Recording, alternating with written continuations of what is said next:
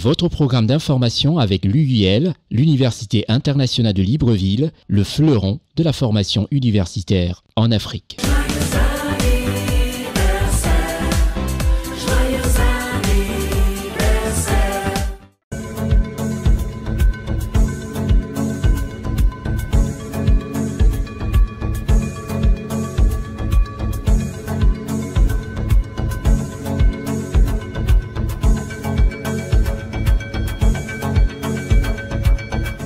Merci d'être face à votre petit écran pour cette nouvelle édition hebdomadaire du Constieka All Week News, où nous allons parler du Bénin, du Sénégal, de la RDC, du Congo, de la Côte d'Ivoire, du Cameroun, avec cet événement, à savoir la fête de l'unité nationale.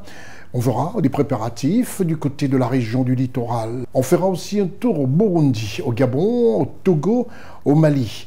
Nous mettons une pause parce que ce mois est quand même le nôtre, même si la fête de la liberté de la presse s'est tenue le 3 mai, mais nous considérons, nous, hommes de presse, hommes de médias, ce mois de mai comme le nôtre. C'est pour cette raison que nous commençons d'abord par présenter un tout petit peu cette belle rencontre qu'a voulu au niveau du Cameroun le ministre de la Communication. Je vous reviens juste après la réclame.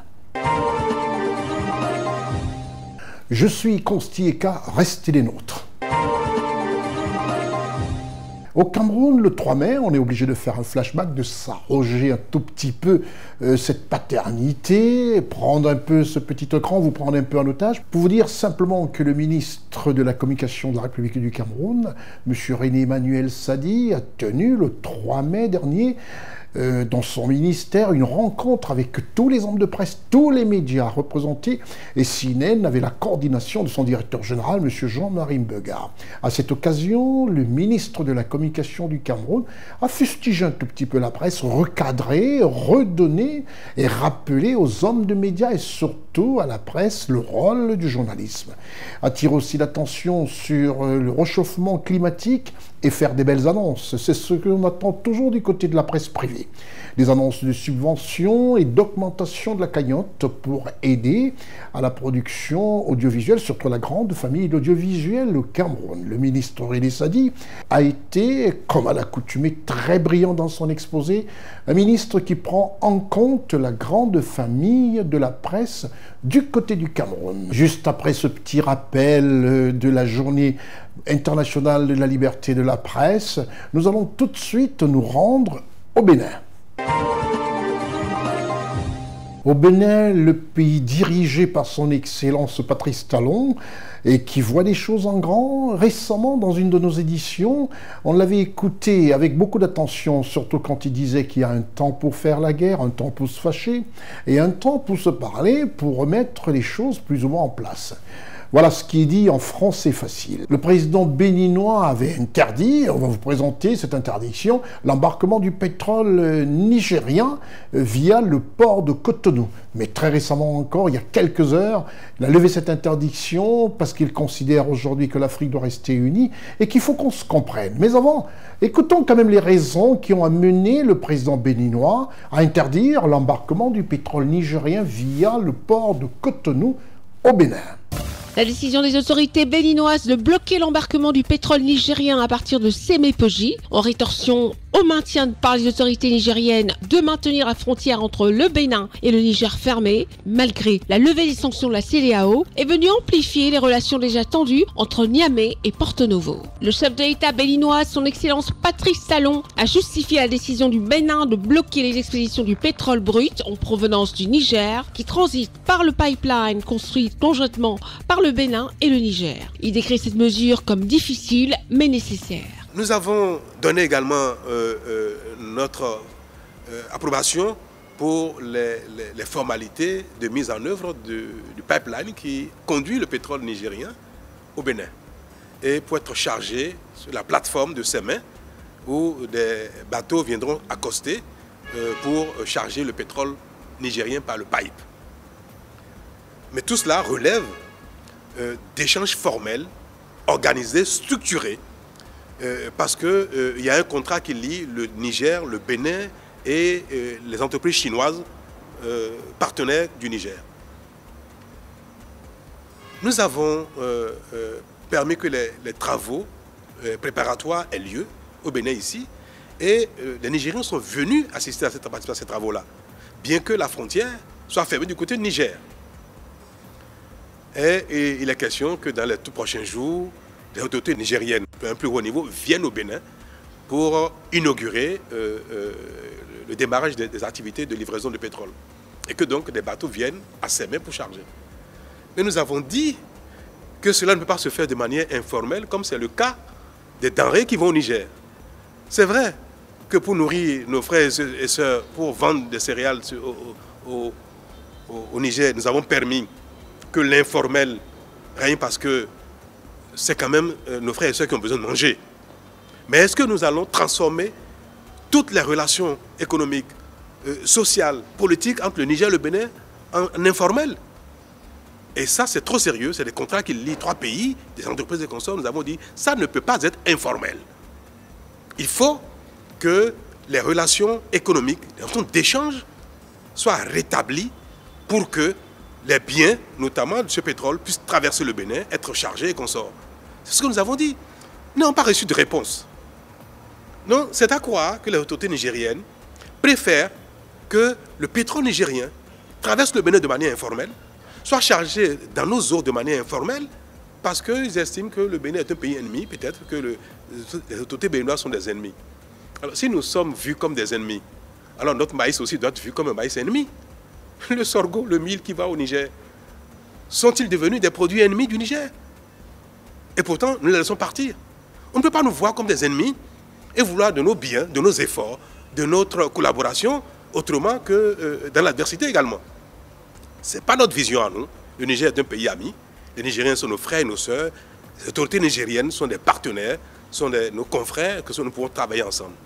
Et nous avons dit que nos eaux, les eaux territoriales du Bénin, qui font partie de l'espace du territoire du Bénin, ne peuvent pas faire l'objet d'un trafic illicite, pas faire l'objet d'échanges informels.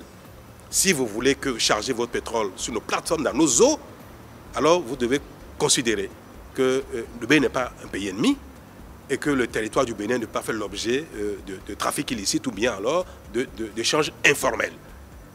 Et ce n'est pas que nous avons refusé de mettre à contribution notre territoire, notre administration, nos moyens pour les échanges entre le Niger et le Bénin. Nous disons que cela doit se faire de manière formelle. C'est tout.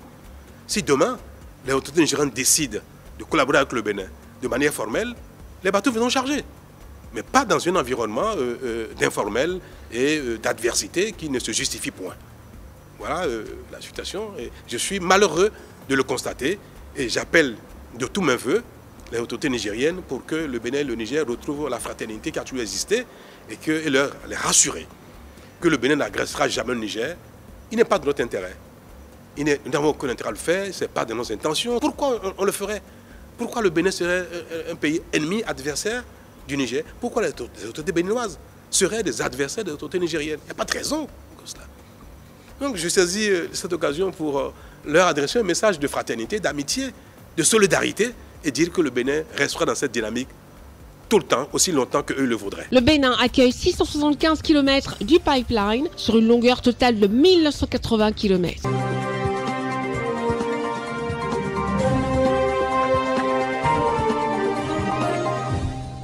Voilà, qui est bien, qui finit bien, après s'être fâché, après avoir interdit. On a écouté les raisons et il vient de lever encore cette interdiction et autoriser que ce pétrole nigérian traverse tranquillement par le réseau du pipeline et se fasse embarquer dans le port de Cotonou. Après le Bénin, nous allons tout de suite au Sénégal, le pays dirigé désormais par son Excellence Bassirou Diomaye Faye. Le Sénégal a reçu 30 véhicules des États-Unis. Ces véhicules ont été offerts à l'armée sénégalaise. Reportage Charlotte Abdoulaye. Le général de division Fulgence Ndour, sous-chef d'état-major de l'armée sénégalaise, a réceptionné au centre d'entraînement tactique capitaine Mbaye Diagne de Thiès une trentaine de véhicules remis par l'ambassadeur des États-Unis, son excellence Michael Raynor, pour accompagner la préparation des soldats sénégalais aux opérations de maintien de la paix. Les 30 véhicules sont composés de 10 camions cargo, de 15 Land Cruiser et de 5 pick-up offerts dans le cadre du programme Global Peacekeeping Operations Initiative, GPOI. L'ambassadeur des États-Unis a exprimé son souhait que ces véhicules aideront les centres d'entraînement au maintien de la paix dans la poursuite de leur mission de formation professionnelle de haute qualité aux contingents sénégalais. Une opportunité extraordinaire de contribuer à un partenariat qui touche bien sûr sur les questions de maintien de la paix, mais aussi de tous les éléments de la sécurité. Nous faisons ensemble des exercices conjoints, des formations conjoints. Nous faisons de partenariats avec les forces armées, les gendarmeries, tous les éléments de la sécurité sénégalaise afin de soutenir nos intérêts communs, d'être dans un monde pacifique. Pour ça, il y a deux choses qui sont à la base de ce partenariat. Il y a tout d'abord le courage, le dévouement et le bon travail des forces armées sénégalaises, les hommes et les femmes des forces armées sénégalaises, dans lesquels nous sommes honorés d'investir un peu dans leur succès.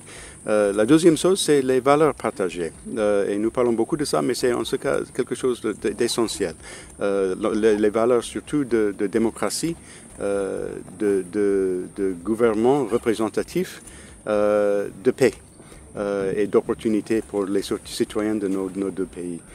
Donc ça forme une base de partenariat très très solide, et investir dans ce partenariat par ces véhicules et autres engagements, c'est quelque chose que nous comptons sur cette opportunité toujours, et nous sommes impatients de continuer ces partenariats dans les jours à venir. Donc c'est vraiment un grand honneur et un grand privilège d'être là aujourd'hui en présence de ces leaders sénégalais.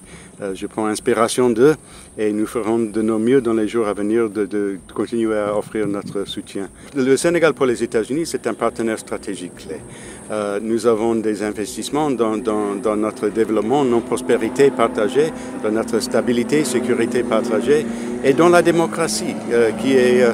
Bon, peut-être c'est pas parfait, mais c'est le moins pire, n'est-ce pas, des moyens de gouvernance. Donc, ça forme des bases de compréhension mutuelle et d'amitié sincère et vraie.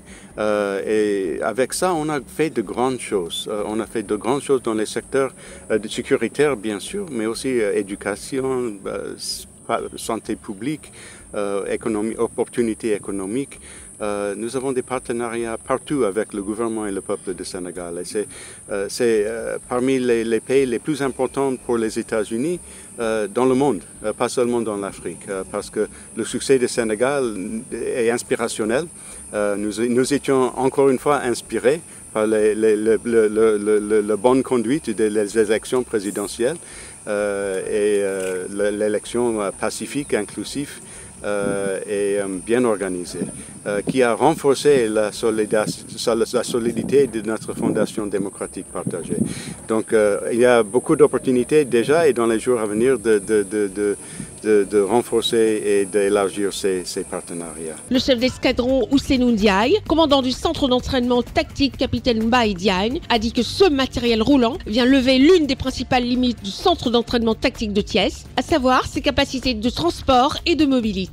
En fait, l'une des limites principales par rapport au bon déroulement de nos activités ici, et par conséquent l'exécution de la mission du CT7, était les capacités d'emport très restreintes que nous avions.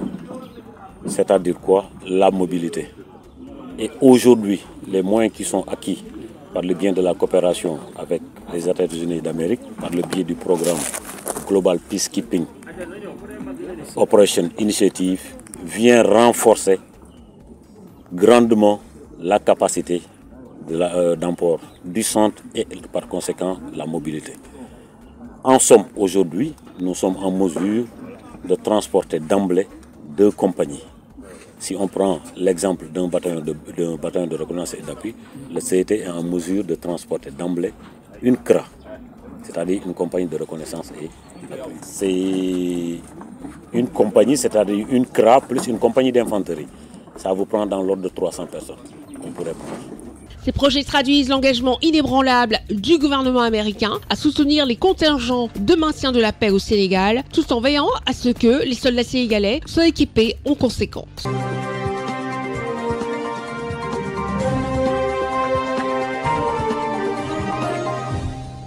Nous quittons tout de suite le Sénégal pour la RDC, la République démocratique du Congo, dirigée par son Excellence Félix Antoine Tshisekedi Tshilombo. En RDC, le président de la République a reçu un émissaire kényan, porteur d'un message de son homologue, le président de la République du Kenya. Reportage Charlotte Abdoulaye, Marcel Bassolé. Le président de la République démocratique du Congo, son Excellence Félix Antoine Tshisekedi, a échangé au Palais de la Nation avec le premier secrétaire du cabinet, l'équivalent du Premier ministre de la République du Kenya, son Excellence Musalia Mudavadi, porteur d'un message spécial du président kényan, son Excellence William Ruto. L'un des sujets abordés lors des discussions entre le président de la République démocratique du Congo et le premier secrétaire du cabinet de la République du Kenya, son Excellence Musalia Mudavadi, et la redynamisation de la coopération entre le Kenya et la République démocratique du Congo. Le premier secrétaire du cabinet, son Excellence Musalia Mudavadi, conduit une délégation d'une dizaine de personnes. Il est porteur d'un message spécial du président de la République du Kenya, son Excellence William Ruto. Le premier secrétaire du cabinet du Kenya a également exprimé son admiration sur l'intervention du président de la République démocratique du Congo, son Excellence Félix Antoine Tshisekedi, concernant l'affaire de la compagnie Kenya Airways. Concernant la guerre à l'est de la République démocratique du Congo, le Kenya affirme son soutien à la RDC. Ma mission ici était de délivrer un message spécial au président Félix Tshisekedi de la part de son homologue, le président William Ruto. Nous sommes des partenaires. Nous sommes des pays au sein de la communauté d'Afrique de l'Est. Nous voulons continuer à travailler ensemble de manière cordiale et encore beaucoup plus proche. L'intervention du président sur l'incident avec Kenya Airways, ce qui a été résolu de manière amicale.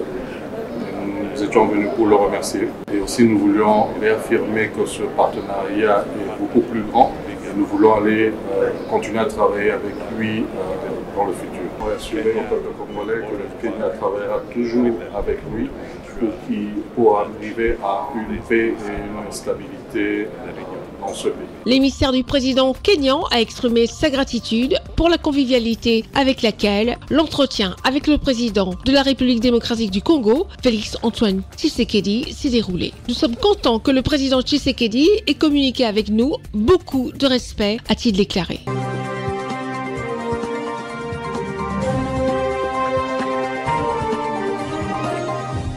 Après le Congo, nous traversons juste le fleuve Congo, où il y a beaucoup de saumon. On a écouté tout ça pendant la Cannes 2023. Nous allons parler un tout petit peu de ce prix qui a été décerné au président de la République congolaise, Congo-Brazzaville bien sûr, son Excellence, Denis Sassou Nguesso. Un prix qui honore tout l'engagement du président de la République congolaise, Denis Sassou Nguesso, sur le réchauffement climatique, l'écologie. Quand on pense aussi, lors de l'ouverture de cette émission, quand je parlais du ministre René Emmanuel Sadi de la communication de la République du Cameroun, qui a attiré l'attention aussi de la presse sur le réchauffement climatique. Et voilà que le président de la République du Congo-Brazzaville, honoré mondialement pour son implication dans la lutte contre le réchauffement climatique, reçoit un prix pour son travail en faveur de l'écologie. Reportage Charlotte Abdoulaye, Marcel Bassolé. Ce samedi 11 mai 2024, l'Académie des sciences d'outre-mer a décerné le prix le plus prestigieux au chef de l'État congolais, son Excellence Denis Sassou Nguesso. Cette distinction lui a été décernée en reconnaissance de son engagement en faveur de la préservation de l'environnement, de ses actions et de son œuvre littéraire. Ce prix est destiné à récompenser l'œuvre valorisant les qualités d'un pays du continent africain. L'Académie des sciences d'outre-mer considère l'œuvre intellectuelle du président de la République comme une contribution éloquente apportée au combat mené en faveur de la préservation de la biodiversité et de la planète. La valeur du combat mené par le président de la République du Congo, son Excellence Denis Sassou Nguesso, pour son leadership en matière de préservation de la biodiversité et de son œuvre littéraire, a été reconnue par le secrétaire perpétuel de l'Académie des sciences d'Outre-mer. Déterminé à y parvenir et conscient de ces enjeux, vous avez tenu à proposer à vos pairs d'engager l'humanité vers une décennie africaine et mondiale de l'afforestation. Joignant la parole à l'acte, vous avez organisé l'année dernière le sommet des 3 bassins forestiers tropicaux et proposé d'organiser cette année encore la conférence internationale sur l'afforestation et le reboisement. Le développement durable ne sera pas qu'un concept. Pour promouvoir une modernisation durable, il faut miser sur l'entreprise, sur la démocratie, sur l'action au sein des institutions internationales. Les sages et la notabilité ont remis un présent au secrétaire perpétuel de l'Académie des sciences d'Outre-mer, juste avant la photo de famille.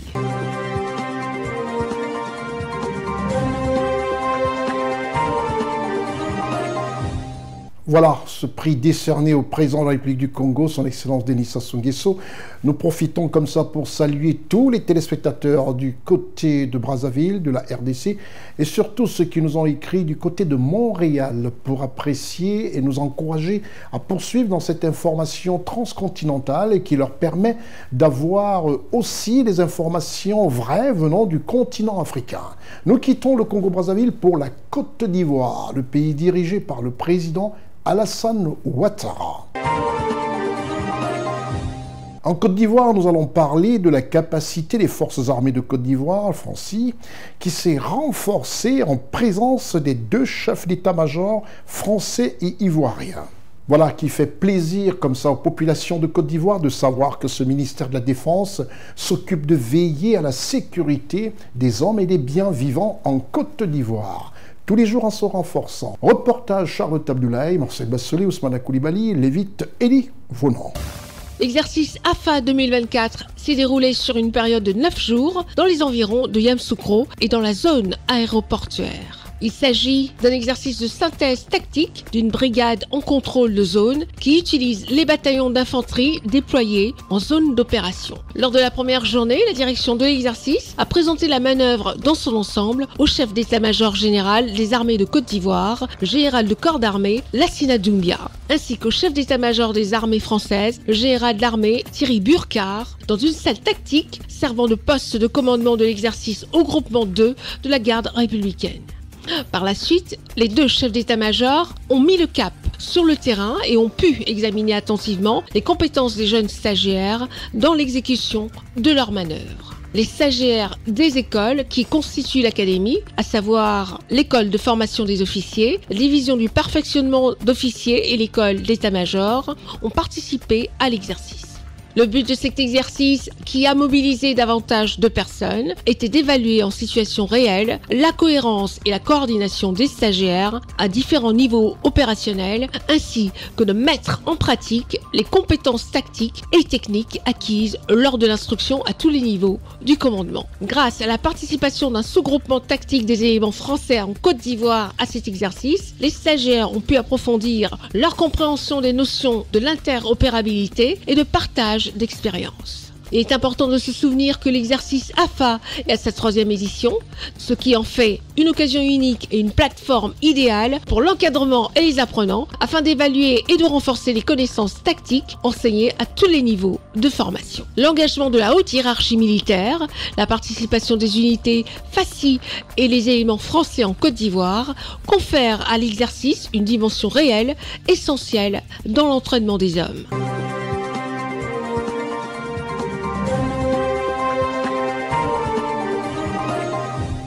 Après la Côte d'Ivoire, on fait un bond qualitatif pour le Cameroun. Ce pays situé au cœur de l'Afrique centrale est présidé par son Excellence Paul Biya, président de la République du Cameroun. Nous allons dans la région du littoral et parler du port. Le port autonome de Douala et la communauté urbaine mutualisent leurs efforts pour faire de Douala, cette ville économique du Cameroun, une ville qui séduit ses habitants, qui séduit les touristes, les visiteurs et les investisseurs. L'accent est mis sur la propreté de la ville, comme nous le rappelle ici ce reportage de Raoul Sonkoué Stéphane Ego, Séverin Tchatchoua, Éric Bikek. Lutter contre le désordre urbain et l'insalubrité dans la ville de Douala n'est désormais plus le seul apanage de la communauté urbaine de Douala. Le port autonome de Douala vient en renfort au projet Douala Clean City lancé par le maire de la ville il y a quelques mois déjà. Le patron du port autonome de Douala, Cyrus Ngor, accompagné d'une forte délégation, a remis au maire de la ville un important don de plus de 70 bacs à ordures visant à faciliter la collecte et le transport des déchets ménagers, afin de faire de la ville de Douala, capitale économique du Cameroun, une métropole moderne tournée vers l'avenir. Nous avons entrepris cette année-ci d'offrir des poubelles pour qu'elles puissent servir dans ce vaste chantier. Et donc, comme vous avez certainement entendu, nous sommes dans le cadre d'un partenariat qui est gagnant-gagnant.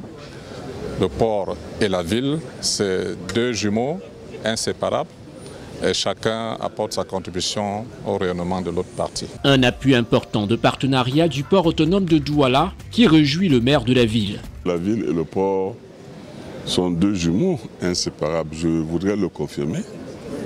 Et me réjouis que le port soit parmi toutes les entreprises que nous appelons à nous soutenir, soit l'une, sinon la première, à venir faire ce geste. Et nous espérons que ce geste fera des émules. Parce que la propreté dans la vie est l'affaire de tous. Et nous en profitons tous. J'ai déjà dit à plusieurs reprises, si la ville est propre, les habitants se sentent dans un meilleur cadre de vie.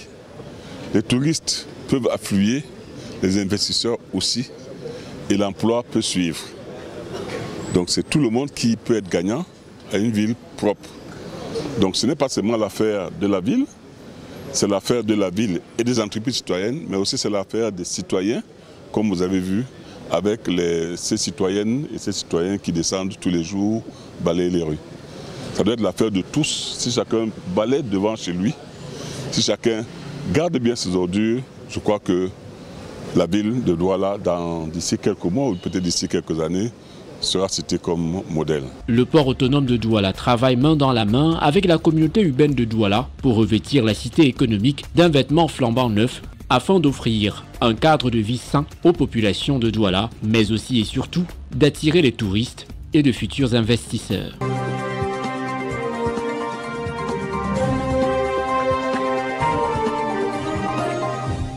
Quelle belle initiative du port autonome de la République du Cameroun, surtout du côté de Douala, ainsi que de la communauté urbaine de la ville économique du Cameroun. Après le Cameroun, nous allons tout de suite du côté de Burundi. Le Burundi, qui est ce pays présidé par son Excellence Évariste Ndayishimiye, et parler ainsi de l'impact des inondations au Burundi. Une difficile délocalisation des foyers dans la tristesse des Burundais.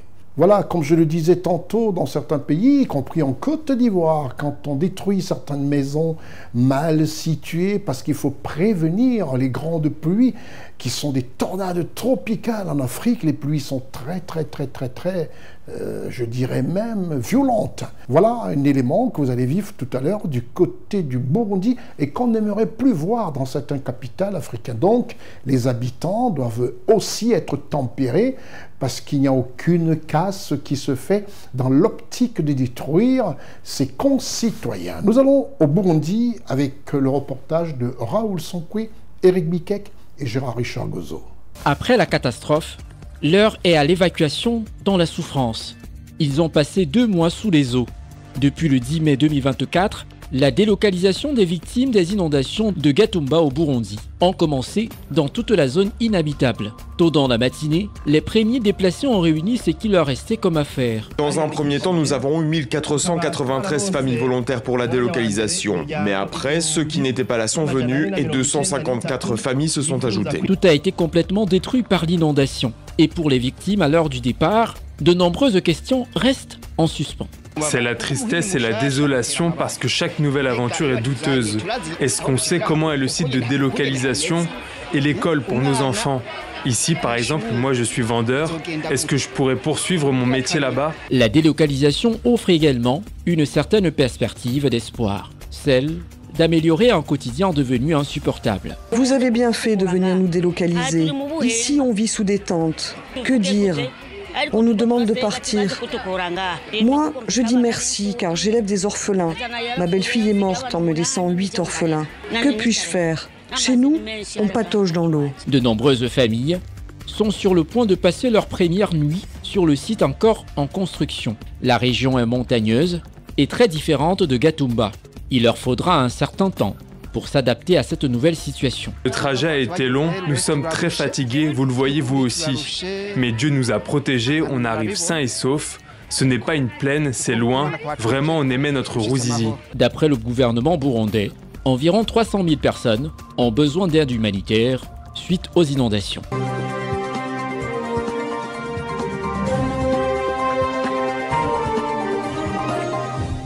Après le Burundi, nous restons toujours un tout petit peu dans la zone Afrique centrale. Nous revenons au Gabon, ce pays dirigé par son Excellence le général Brice Clotaire Oligui Nguema qui fait très bien les choses.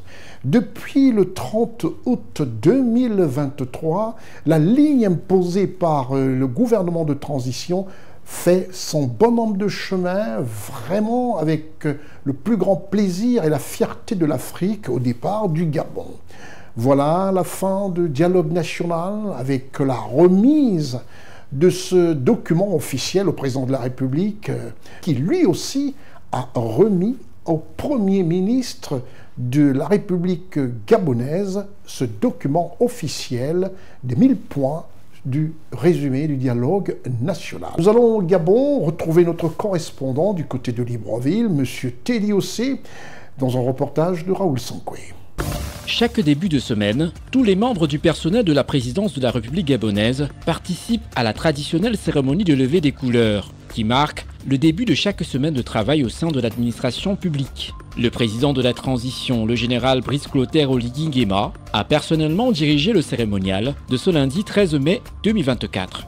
Le fait marquant de ce lundi, le Premier ministre chef du gouvernement de transition, Raymond Donsima, est présent à l'explanade du palais du bord de mer, où il a reçu le rapport final des travaux du dialogue national inclusif des membres du président de transition, le général Brice Clotaire Oligui Nguema. Après les comptes rendus qui m'ont été faits, je vous remets officiellement le rapport général du dialogue national inclusif, conduit par l'archevêque Ibaba. Plus d'1 millier de recommandations sont présentes dans ce document officiel pour améliorer la situation socio-économique et politique en République gabonaise. Il s'agit d'un mois de réflexion de plus de 600 représentants provenant de toutes les régions et de tous les domaines de la société du Gabon. Monsieur le président de la transition, président de la République, chef de l'État, je reçois de vous-même le rapport que vous m'avez confié ce matin. Je vais à mon tour le multiplier et le remettre à tous les membres du gouvernement pour qu'ils se mettent au travail pour les mesures concrètes qui permettent de donner corps à ce rapport général. Je vous remercie. La mise en place et l'installation du comité de suivi et d'évaluation matérialise l'une des ambitions prioritaires du comité pour la transition et la restauration des institutions.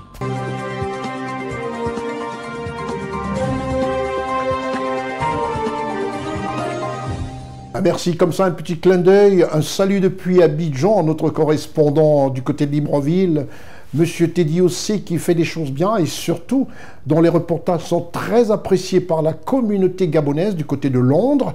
On a reçu beaucoup de félicitations du côté de Londres et surtout du côté de la Russie. Ça fait plaisir. Un salut comme ça à notre correspondant Teddy Ossé.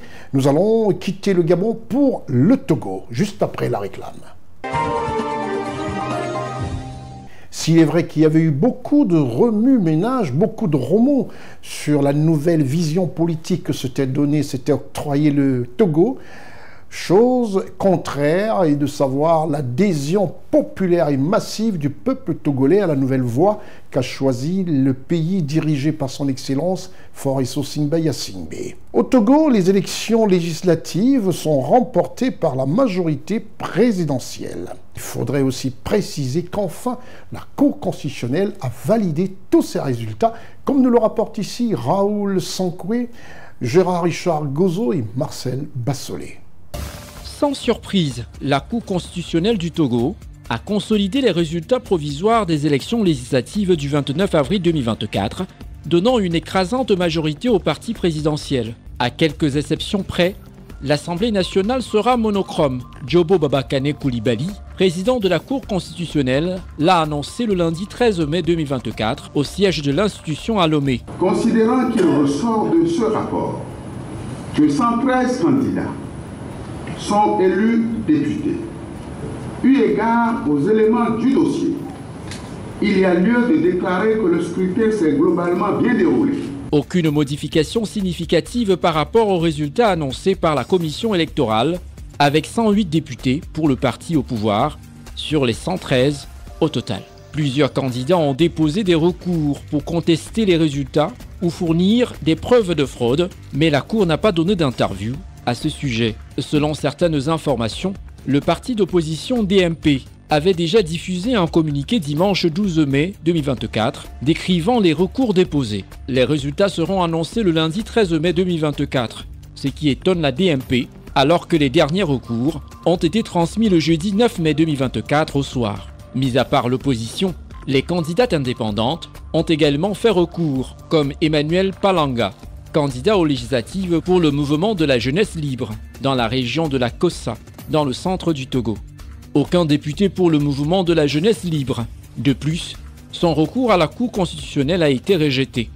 Pourtant, il avait joint plusieurs vidéos comme celle-ci. C'est des bulletins prévotés, unis par une dame, elle est déléguée du bureau de vote. Ça fait 30 bulletins qu'elle avait sous la main dans l'isoloir. Et sur les 30 bulletins, 29 étaient déjà prévotés. Dans cette vidéo, il est évident que les bulletins ne possèdent pas la vignette, indispensable et nécessaire pour leur validation. Cette dame étant rapporteuse au bureau de vote, selon le mouvement de la jeunesse libre, elle aurait pu ensuite ajouter les vignettes. En ce qui concerne le parti au pouvoir, le jour est célébré. Certains militants réunis au siège national du parti se réjouissent d'avoir obtenu 95% de la majorité à l'Assemblée nationale. Parmi ces militants, on retrouve certains députés élus, dont l'honorable Ibrahima Menounatou, vice-présidente du parti et élue à Lomé. Elle refute les accusations de corruption. Dans chaque bureau de vote, vous avez des représentants de chaque candidat. À quel moment alors a-t-on pu bourrer les urnes? Est-ce qu'on a bourré des urnes dans 39 préfectures du Togo? Non. La Cour constitutionnelle n'a pas été saisie par le parti UNIR. Les recours pour les élections régionales sont encore en cours d'examen.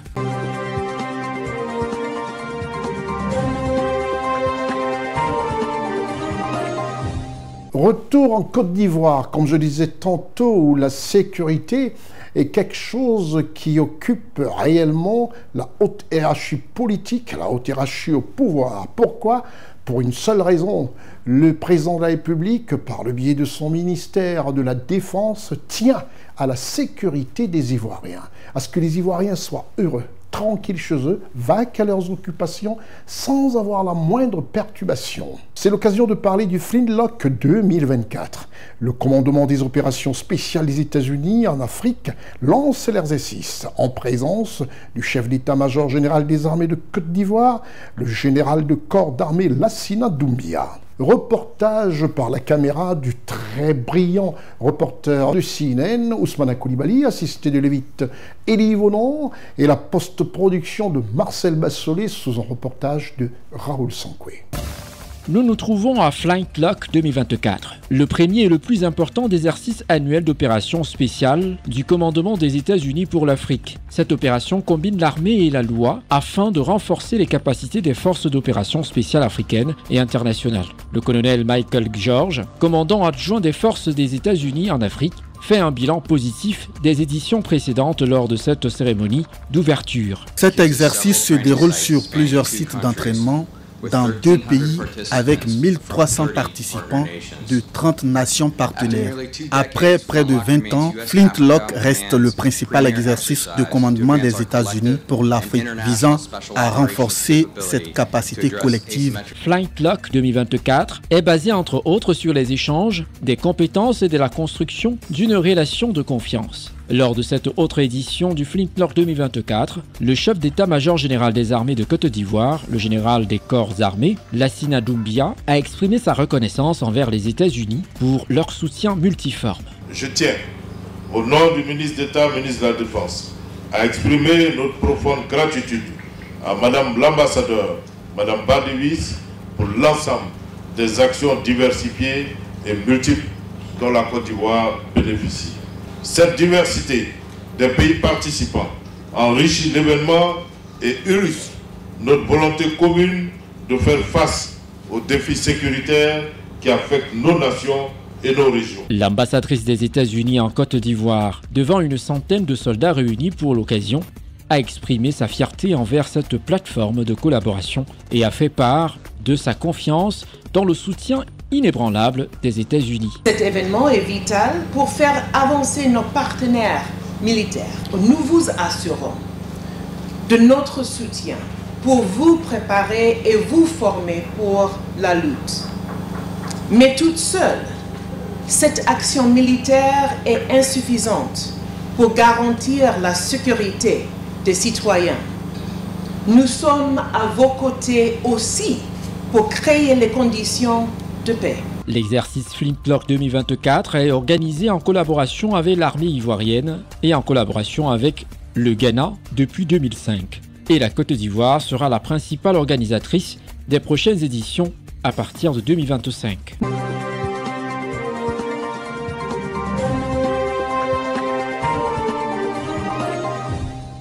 Avant de nous replonger dans l'actualité au Togo, rien de plus normal de penser à l'Université internationale de Libreville, qui est cette université qui forme des cadres africains aptes à tout de suite répondre aux exigences du marché du travail.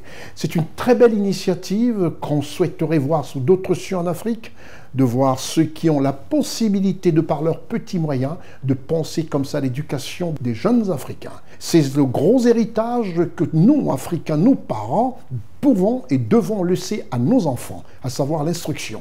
Un clin d'œil à notre partenaire officiel, l'Université internationale de Libreville. L'Université internationale de Libreville, reconnue d'utilité publique grâce à son partenariat avec l'État, est un établissement privé d'enseignement supérieur à vocation scientifique et technologique composé, entre autres, de l'École polytechnique de Libreville, de la Faculté de droit et des sciences politiques, de l'Institut international de recherche biomédicale et biotechnologie, de l'Institut supérieur de gestion et d'économie appliquée.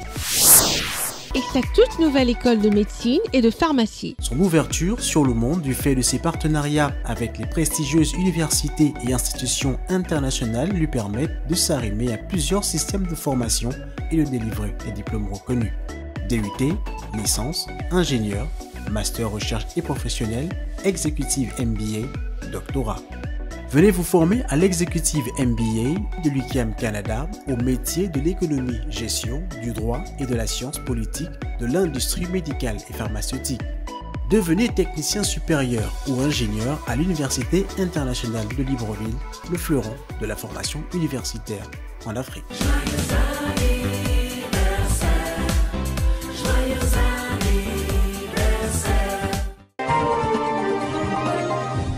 Voilà, pour tous ceux qui ont encore des hésitations, avec toutes ces tracasseries de visa pour se rendre aux États-Unis, en Europe, au Canada, plus besoin, gardez vos enfants à côté. C'est à 2 heures, 1 heure de différence de chaque pays. Envoyez-les dans cette université où l'instruction est donnée par des professeurs aguerris à la pratique estudiantine et surtout universitaire. On se retrouve juste après la réclame. Direction le Togo, où nous allons parler d'autre chose dans ce pays du président fort et Sosingba Yassingbe. Suite à la croissance au sein de l'Union économique et monétaire ouest-africaine en sigle UEMOA, Abdoulaye Diop félicite le chef de l'État togolais. Reportage Raoul Sankoué, Marcel Bassolé. Le chef de l'État fort Sosingba Yassingbe a échangé le 13 mai 2024 à Lomé avec le président de la Commission de l'Union économique et monétaire ouest-africaine. M. Abdoulaye Diop a fait au président de la République togolaise le point sur la situation économique de l'Union. Il a remercié le chef de l'État pour son implication dans l'atteinte de ces résultats. Cette rencontre a été une occasion pour nous de le remercier encore une fois pour le rôle important qu'il joue dans la marche de notre union et remercier aussi pour tout le soutien actif qu'il ne cesse de nous apporter pour que notre union puisse progresser davantage dans ses objectifs. Et naturellement, ça a été une opportunité pour nous de lui faire la situation économique de notre union, une situation économique qui reste marquée par un dynamisme économique depuis 2 ans maintenant, après les chocs que nous avons connus. Et donc avec des taux de croissance prévus en 2024 de plus de 7%. Donc dans notre union, avec 2 États en particulier qui vont produire à partir de cette année du pétrole et du gaz, ça va booster un peu la croissance dans notre espace. Naturellement, la place et le rôle du Togo sur cette dynamique économique est très importante parce que le Togo affichera cette année un taux de croissance supérieur à 6%, donc ce qui est remarquable. Et les autres indicateurs macroéconomiques aussi, tendanciellement, vont dans le bon sens, notamment sur le déficit budgétaire et sur le taux d'inflation. Donc c'était l'occasion de partager avec le chef de l'État ces bonnes performances macroéconomiques de notre union, la résilience dont notre union a fait preuve ces dernières années, avec les décisions, les orientations prises par nos chefs d'État. Et naturellement, nous avons discuté de la situation de notre espace et ça a été l'occasion pour nous de recueillir ces orientations avisées, parce que nous savons le rôle important, comme je l'ai dit tout à l'heure, qu'il joue dans cet espace sous-régional qui est le nôtre. L'Union des États monétaires ouest-africaines a été créée le 10 janvier 1994. L'Union économique et monétaire ouest-africaine est une institution sous-régionale qui regroupe 8 États, à savoir le Bénin, le Burkina Faso, la Côte d'Ivoire, la Guinée-Bissau, le Mali, le Niger, le Sénégal et le Togo. Elle a pour objectif l'édification en Afrique de l'Ouest d'un espace économique harmonisé et intégré au sein duquel est assurée une totale liberté de circulation des personnes, des capitaux, des biens, des services et des facteurs de production.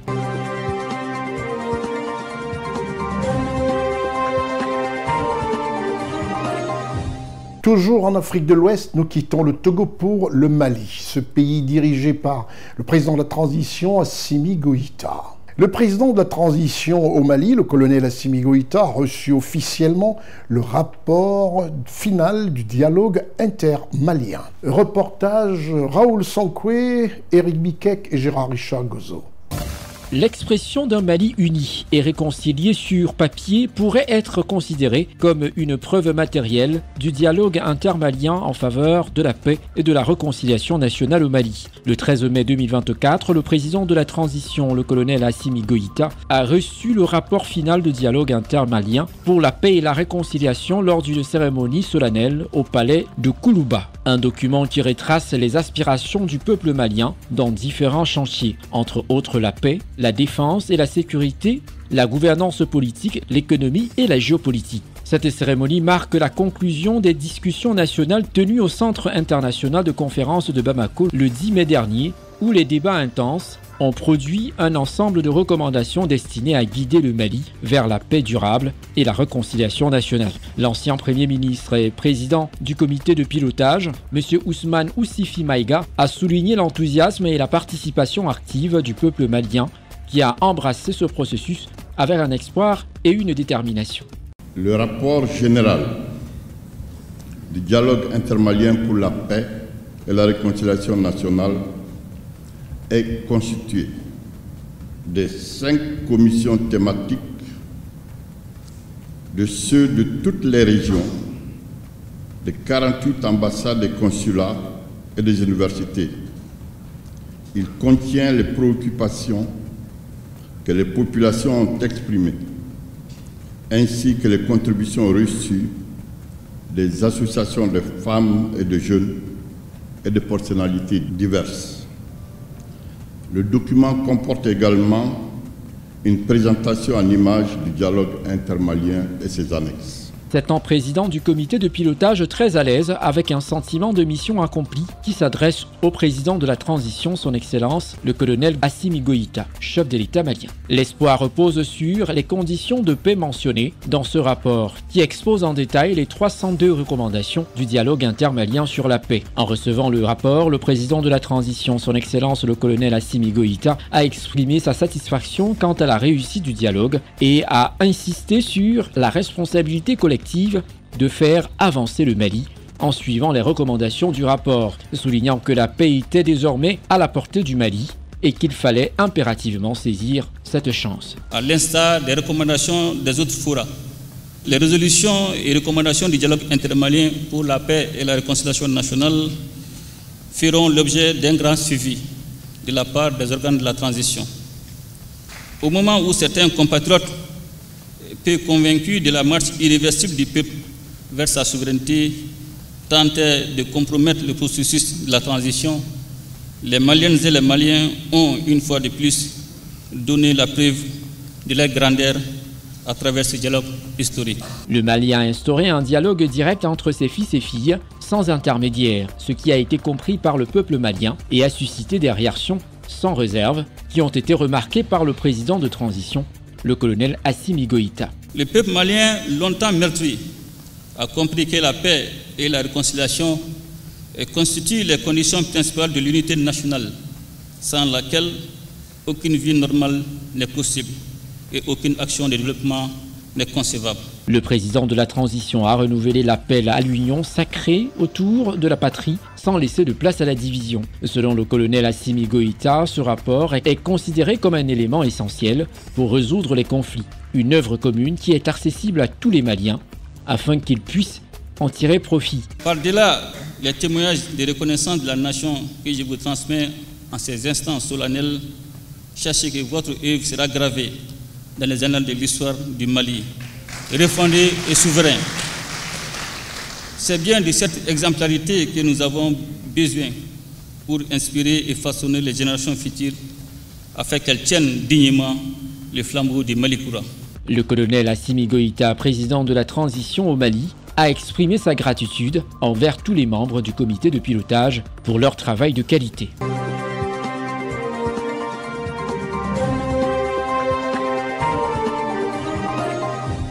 Nous quittons le Mali, le pays présidé par un gouvernement de transition, pour la Côte d'Ivoire, le pays qui a remporté la CAN. Souffrez d'écouter ça toute l'année 2024, on n'arrêtera pas de vous le dire. Ouais, les champions d'Afrique, c'est ici. Le pays qui a remporté la CAN 2023, édition 2023, mais qui s'est joué en 2024, à savoir la Côte d'Ivoire, dirigée par son excellence Alassane Ouattara. En Côte d'Ivoire, balai diplomatique et toujours des informations. Et CNN est à la pointe de cette information grâce à notre reporter officiel, M. Ousmane Koulibaly. Nous y allons. Le président de la République de Côte d'Ivoire, chef de l'État, son excellence Alassane Ouattara, a reçu au palais présidentiel l'ambassadeur du Sénégal en Côte d'Ivoire en fin de séjour. Reportage Ousmane Koulibaly, assisté de Lévite Elivonan et Constant Ricard.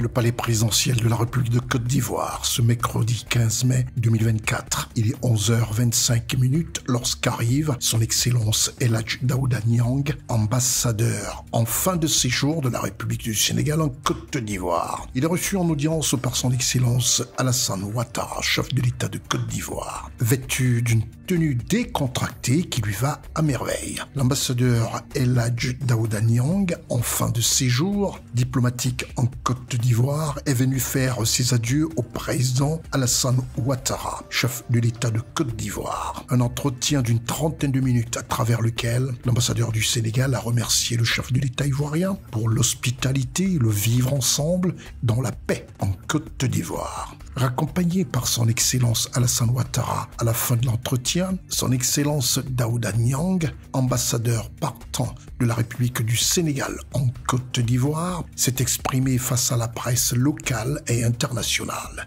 CNN était là. J'ai effectivement eu l'insigne honneur d'être reçu ce matin par son excellence, Monsieur le Président de la République de Côte d'Ivoire. Au terme de ma mission, en Côte d'Ivoire en tant qu'ambassadeur du Sénégal.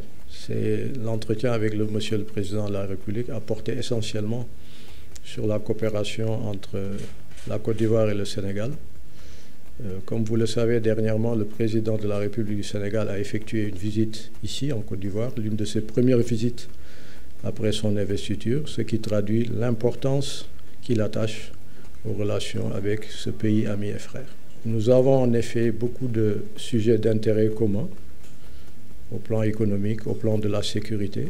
Et donc il était important que le président Faye vienne ici parler à son frère, à son aîné, le président Ouattara, recueillir ses conseils et vraiment s'engager avec lui à continuer ce que ses devanciers ont commencé.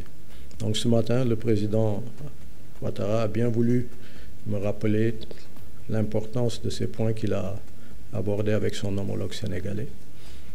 Et moi aussi, j'ai eu l'occasion de remercier Monsieur le Président de la République pour toutes les facilités mises à ma disposition pendant ma période d'ambassadeur du Sénégal ici. Et l'insigne honneur que j'ai eu il y a une semaine d'être élevé au rang de commandeur dans l'ordre national. Et enfin, ce matin, le président m'a fait l'honneur de me recevoir pour cette visite d'adieu. Je vais dans d'autres fonctions, mais j'ai assuré aussi le président de la République de la continuité de cette coopération avec la Côte d'Ivoire, parce que le Sénégal et la Côte d'Ivoire, dans différents domaines, sont des partenaires et ils servent en fait de locomotive pour le reste de la sous-région. Donc je pense qu'il est important que nous ayons cette convergence de vues qui permet d'avoir un socle à partir duquel la sous-région peut avancer sur des questions importantes de sécurité, de développement notamment.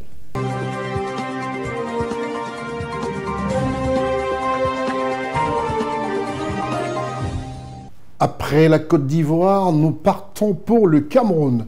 Le Cameroun, en Afrique centrale, ce pays du célébrissime Roger Mila. Oui, n'oublions jamais les nôtres, n'oublions jamais ceux qui ont donné à leur pays, comme c'est le cas en Côte d'Ivoire pour Laurent Pokou et toute une clique de grandes célébrités. Ne les oublions jamais, si nous devons faire comme les autres. Au Cameroun, ce pays présidé par son Excellence Paul Biya, chef de l'État camerounais, nous allons parler de la 52e édition de la fête de l'unité nationale. La 52e édition de la fête nationale de la République du Cameroun. Pour parler des préparatifs, CNN est allé sur les traces du gouverneur de la région du littoral et du maire de la ville économique d'Ouala, au village de l'Unité. Reportage Raoul Sonkwe, Stéphane Négou, Séverin Tchatchoua et Eric Bikek. En prélude de la célébration du 20 mai 2024, la 52e édition de la fête de l'unité du Cameroun, placée sous le thème « Armée-Nation, ensemble pour un Cameroun uni, pacifique et prospère », l'ouverture du village de la foire de l'unité a été faite ce 14 mai 2024 dans la capitale économique du pays par le gouverneur de la région du littoral Samuel Dieudonné Iva Adiboa, accompagné du maire de la ville, le docteur Roger Bassadine et de plusieurs autres personnalités. Le village de l'unité, ce sont des journées portes ouvertes, offertes par l'armée camerounaise au grand public, afin de découvrir ses branches et ses services. De la gendarmerie nationale en passant par la marine nationale jusqu'à la police nationale et aux sapeurs-pompiers, chaque corps a fait connaître ses services et ses innovations au grand public et aux autorités administratives et municipales de la ville conduite par le gouverneur de la région du littoral. Cette journée est organisée à l'occasion de la fête nationale, la fête de l'unité. Habituellement, ici à Douala, il est organisé des journées portes ouvertes à l'occasion de la fête de l'unité. Et qu'est-ce que nous faisons pendant cette journée? C'est l'occasion de montrer aux populations, de faire découvrir aux populations le métier de sapeur-pompier.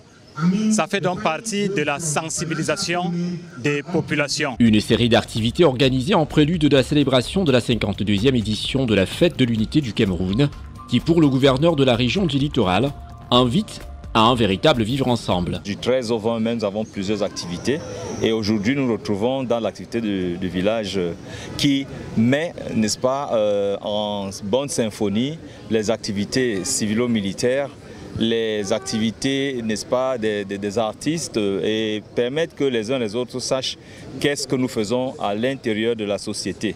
Quel est le rôle, n'est-ce pas, de gendarme, qu'est-ce que le policier fait, qu'est-ce que l'inspecteur, n'est-ce pas, des douanes fait et d'autres activités. Donc nous avons également la santé qui était à l'œuvre.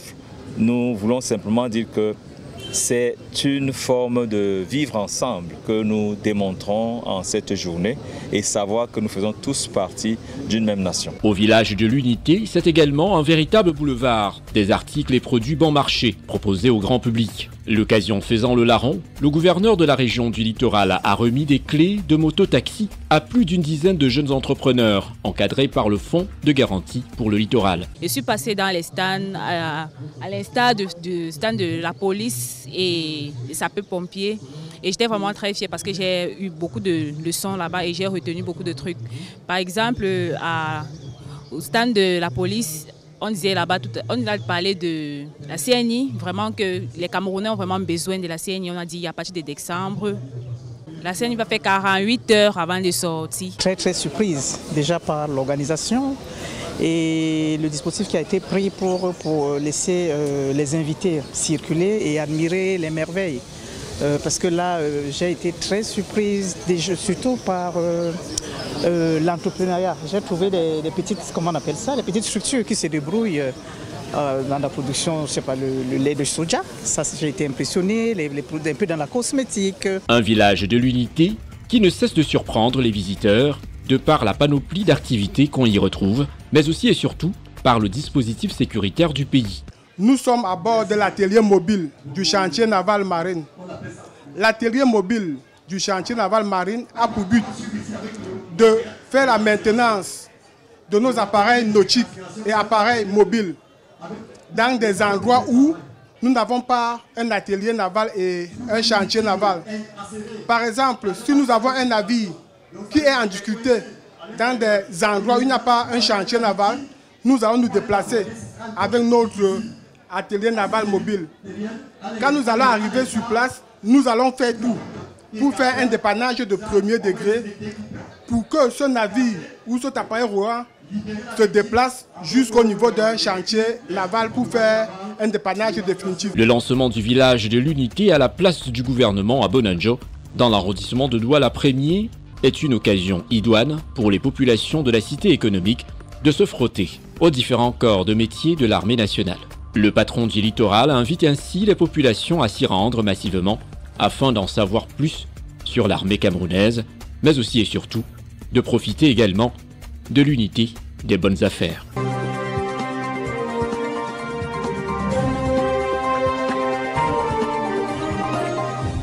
Après cette visite du gouverneur de la région du littoral du côté du Cameroun et du maire de la ville de Douala, c'est l'heure de vous présenter notre grand format. Dans ce grand format, une fois n'est pas coutume, nous avons décidé un tout petit peu de parler de football et surtout de ceux qui donnent et qui font honneur à l'Afrique. Par le passé, capitaine de l'équipe nationale des éléphants de Côte d'Ivoire, Didier Drogba, capitaine de l'équipe nationale du Cameroun, Rigobert-Song, capitaine de l'équipe du Sénégal, Sadio Mané, capitaine des Panthères du Gabon, Pierre-Emerick Aubameyang. Nous avons la grande star du Nigeria, Victor Osimhen, Vincent Aboubakar, le capitaine émérite de la sélection des Lions indomptables du Cameroun, et sans oublier la star de Sinen. Nous, à Sinen, on l'aime énormément. Cette star de l'équipe des éléphants de Côte d'Ivoire, Sébastien Haller. Vous savez, il y a une eau ici pour laquelle il a fait de la pub. Mais nous, on n'appelle plus cette eau de ce nom. On l'appelle Sébastien Haller. Donnez-nous un Sébastien Haller. Voilà. C'est une grande star et une figure avec laquelle il faudra compter dans l'univers du football africain. Et aussi notre star qui évolue en Allemagne et qui est d'origine camerounaise, un lion indomptable, Choupo-Moting. Sans oublier le virevoltant Simon Dengra en Côte d'Ivoire.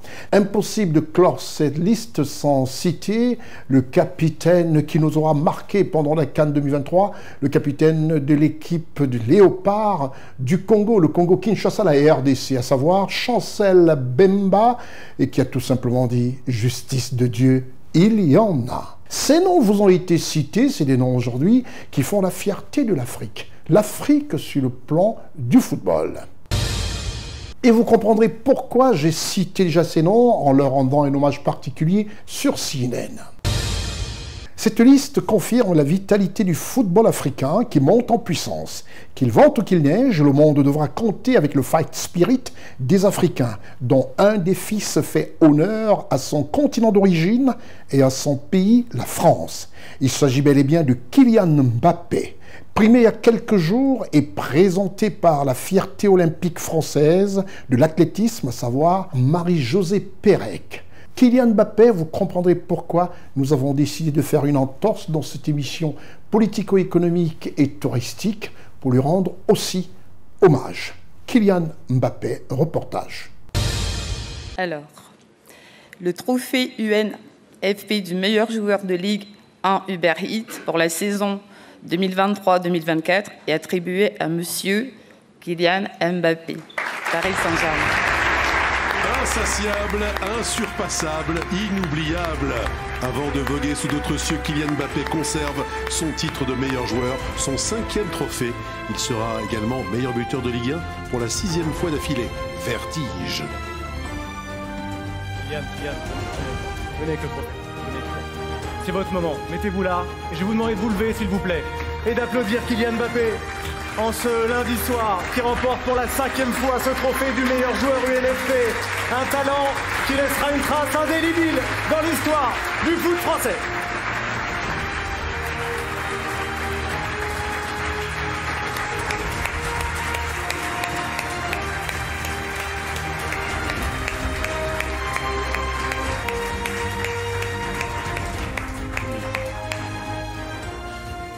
Ça y est, monsieur Mbappé. Ça y est, on y est. Kylian Mbappé, félicitations. Vous avez eu les remerciements tout à l'heure du président de la Ligue, Vincent Labrune. Il y a eu votre discours sur les réseaux sociaux il y a quelques jours pour parler de votre avenir et officialiser votre départ. Aujourd'hui, vous avez envie de dire quoi ce soir, Kylian? C'est à vous. C'est difficile, hein. C'est très difficile. Beaucoup plus que ça peut laisser paraître parce que c'est une page qui se tourne. C'est un chapitre de ma vie qui va se fermer. Et donc, tu peux préparer tout ce que tu veux, tu peux anticiper tout ce que tu veux. Quand le moment il est là, ça te fait toujours quelque chose. Donc, la Ligue 1, ça a toujours eu une place importante dans ma vie. Dans ma carrière, ça a eu une majeure partie pour l'instant parce que j'ai connu que ce championnat. J'ai essayé à chaque fois de faire honneur, d'être le digne représentant de ce championnat, d'essayer de l'emmener le plus haut que je pouvais. Et je pars la tête haute en ayant fait tout ce que je pouvais faire. Mais tout ce que je pouvais faire, j'aurais jamais pu le faire sans les clubs dans lesquels je suis passé, que ce soit d'abord Monaco et bien sûr le Paris Saint-Germain où j'ai fait cette année, où j'ai côtoyé des joueurs d'exception. La plupart sont ici aujourd'hui. Féliciter bien sûr les nommés. Il y a des joueurs qui ont fait des super saisons, que ce soit les Brestois, que ce soit aussi les Marseillais, même si on ne peut pas trop le dire. Et bien sûr les Lillois aussi. Ousmane aussi qui est là, qui est un ami et que je suis sûr qu'un jour il sera à cette place-là aussi. Remercier bien sûr aussi l'ensemble des gens du club, l'ensemble des gens, que ce soit le coach qui m'a toujours fait confiance, qui m'a aidé à sortir de situations bien que compliquées et avec qui j'ai toujours eu une relation fluide. Bien sûr le staff, son staff, le staff médical, tous les gens du club que j'ai déjà remerciés mais que je remercierai jamais assez. La direction sportive, que ce soit le directeur sportif et le président. Bien sûr, l'actionnaire qui m'a fait confiance. Je pense à son Altesse, l'émir, qui est venu me chercher à 18 ans, qui a misé sur moi, qui a toujours été compréhensif de pas mal des situations et qui m'a accompagné dans cette prise de décision. Merci à tous les gens qui sont là aussi, parce que j'ai eu des adversaires, j'ai eu des gens que j'ai côtoyés, peut-être furtivement, mais sachez que tous ici, peut-être indirectement, directement, vous avez eu une influence sur la carrière que j'ai pu avoir en Ligue 1. Et juste pour ça, je vous dis merci à tous. Merci à tous, parce que ce soit les adversaires, ils ont toujours eu la force de m'aider à me surpasser. Je regarde tous les matchs, je connais tous les joueurs qui sont là. Et c'est un plaisir d'être ici. Donc ça va me manquer, c'est sûr. Ça va me manquer. Comme j'ai dit, c'est une partie de ma vie qui se tourne. Bien sûr que ce qui arrive est très excitant. mais c'est autre chose. Aujourd'hui, je suis là pour remercier et rendre la confiance qu'on m'a donnée, parce qu'on a beaucoup misé sur moi et j'ai essayé d'être à la hauteur à chaque fois que je pouvais, avec mes réussites et mes échecs, mais j'étais là et j'ai toujours essayé. Remercier ma famille qui m'a toujours soutenu dans tous les moments, bons, mauvais, et il y a eu beaucoup de travail. Faire partie de ma vie, faire partie de ma carrière, c'est pas un long fleuve tranquille, donc les remercier. Il y a une partie qui est là, toute mon équipe, mon père qui est là aussi. Je sais que pour lui, c'était très important que je marque l'histoire du championnat avant de partir, et je pense en toute humilité que j'ai fait tout ce que tu voulais et j'ai essayé d'être à la hauteur. Donc merci à tous. C'était un long chemin et je suis vraiment extrêmement content. Très content d'avoir pu participer à mon échelle à une partie de l'histoire du championnat. Donc, merci à tous. Merci à vous, Kylian.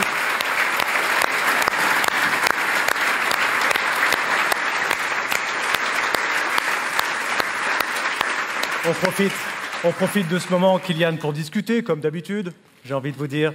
Non, je voudrais simplement parler de vos émotions, là. Qu'est-ce que vous ressentez au fond de votre cœur, vous, l'homme de 25 ans, superstar mondial, qui doit toujours un peu calculer ce qu'il doit dire? Qu'est-ce qui se passe là ce soir? Vous êtes ému, les jambes tremblent un peu? Non, c'est beaucoup d'émotions parce que tu te dis que je repense vraiment à toutes les émotions que j'ai pu traverser. De Monaco, quand je suis parti chez moi en allant à l'INF Clairefontaine et que je me dis que moi je ne vais jamais rentrer, je vais poursuivre mon chemin, en passant par l'AS Monaco qui a pu me former, et toutes les émotions que j'ai connues ici. Comme j'ai dit, tu peux essayer d'anticiper, tu peux essayer de préparer tout ce que tu veux. Quand le moment arrive, quand le moment passe, ça fait quelque chose. Et bien sûr que de partir, ça me fait quelque chose. Ça déchire un peu le cœur parce que je vais quitter mon pays que j'avais jamais quitté auparavant. Donc c'est aussi une nouvelle vie en tant qu'homme. On parle toujours des joueurs et je pense que tout le monde va me rejoindre sur ça. Mais avant d'être des joueurs, on est des hommes. On a nos forces, on a nos faiblesses, on a nos sentiments, on a nos émotions. Et ce métier, parfois, ne vous permet pas totalement d'exprimer tout ce que vous pensez, tout ce que vous ressentez, parce qu'il y a une telle pression, une telle exigence qui est nécessaire pour être où on est aujourd'hui, faire partie des meilleurs de la Ligue. Donc, mais aujourd'hui, je pense que c'est juste un gars de 25 ans qui a kiffé toutes ces années, qui vient et qui a bouclé la boucle, quoi, qui vient, qui veut profiter avec vous tous et qui vous remercie pour tout le soutien, pour l'ovation et pour le respect et l'admiration que j'ai toujours eu ici, parce que en Ligue 1, j'ai toujours eu le sentiment d'être aimé, et être aimé, c'est quelque chose qui est très agréable. C'est dingue, c'est dingue, c'est dingue, c'est dingue. Qu'est-ce qui est dingue de revoir toute cette évolution dans quelques images? Il y a 7 ans, à Monaco, déjà, c'est dingue de voir que j'étais comme ça, de voir toutes les étapes que j'ai pu parcourir à Paris, un club qui compte sur la scène nationale et internationale. De se dire, en fait, j'ai toujours été quelqu'un qui regardait toujours devant. J'ai jamais regardé derrière parce que quand tu veux être ce que je veux être, quand tu es ce que je suis, il y a toujours quelque chose devant. Et des fois, tu ne prends pas forcément le temps de regarder ce que tu as fait et l'impact que tu peux laisser sur les gens parce qu'il y a toujours quelque chose de mieux à faire. Et c'était toujours cette quête-là que j'avais de toujours être plus haut, plus haut. Et donc, quand tu prends juste quelques secondes pour regarder, tu te dis que le chemin parcouru est magnifique et de se dire que j'ai pu être au contact de joueurs uniques, d'être dans la ligue de mon pays et d'impacter autant, c'est sûr que c'est formidable. Alors moi j'ai envie de te dire avant de partir, est-ce qu'un petit titre de champion olympique ne te ferait pas plaisir? Tout ce qui est en rapport avec la gagne me fait plaisir. Maintenant, je crois qu'il y a le boss qui est là, qui rigole un peu. Mais plus sérieusement, tout le monde sait, tout le monde connaît un peu la situation. Je pense que c'est pas une situation qui dépend de moi. Les Jeux Olympiques en France, c'est très important. Mais je pense qu'il faut réfléchir en tant qu'adulte et prendre la meilleure solution pour toutes les parties. Et quoi qu'il arrive, je serai heureux. Bien sûr que ce sera un rêve éveillé de jouer les Jeux Olympiques. Mais si je ne les joue pas, les Jeux Olympiques de Paris, ça reste les Jeux Olympiques de Paris. C'est un événement qui est tellement important et qui dépasse le stade de ma présence ou non. Donc ça va être une fête extraordinaire et j'espère que tout le monde va montrer au monde entier que la France est un pays de sport et qu'on sait accueillir le monde dans les meilleures conditions. Merci, merci Kylian. Applaudissements. Merci infiniment pour Kylian Mbappé.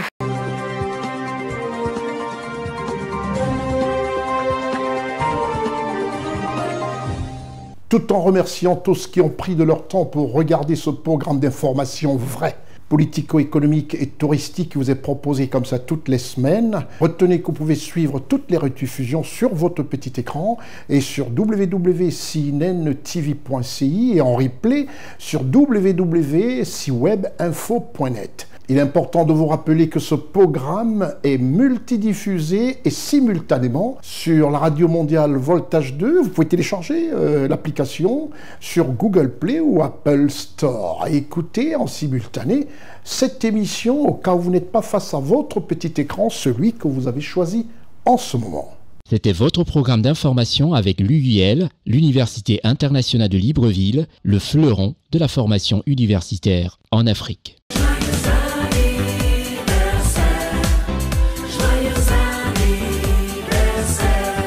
C'est terminé pour cette émission. Je suis Consti Eka. Au revoir.